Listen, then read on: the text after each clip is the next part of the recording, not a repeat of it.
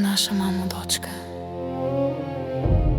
Думите никога няма да бъдат достатъчни,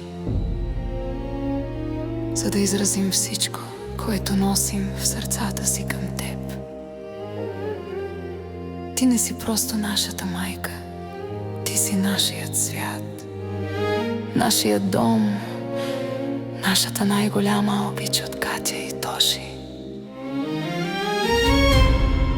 От малки до днес ти винаги беше до нас.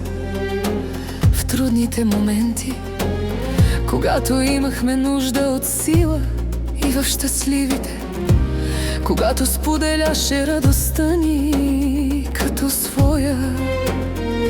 Ти ни научи да бъдем добри хора, да не се отказваме, да обичаме истински, да вярваме в себе си.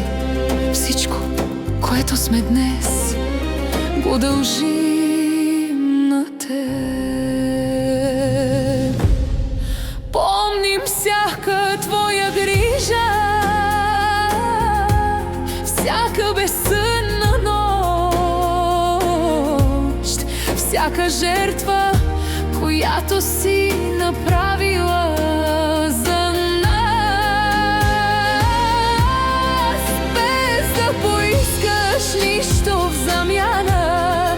Помним топлината на прегръдките ти, думите ти, които винаги намираха начин да ни успокоят, и усмивката ти, която ни даваше надежда.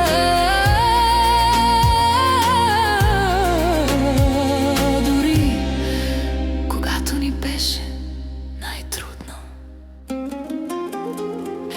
Мила мамо, много ли липсваш? Толкова искаме да те прегърнем и да те целунем. Ти винаги ще останеш в нашите сърца завинаги. И винаги ще те обичаме от Катя и Тоши. Мамо, ти си нашият най-сигурен пристан.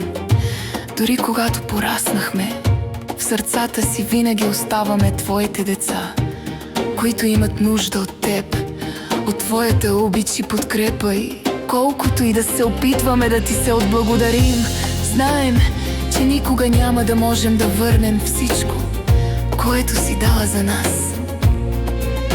Искаме само да знаеш, че те обичаме повече, отколкото думите могат да опишат.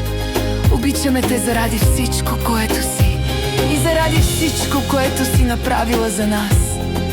Ти си нашето най-голямо богатство. Благодарим ти, че си нашата майка. Благодарим ти, че си ти. Обичаме те безкрайно и завинаги.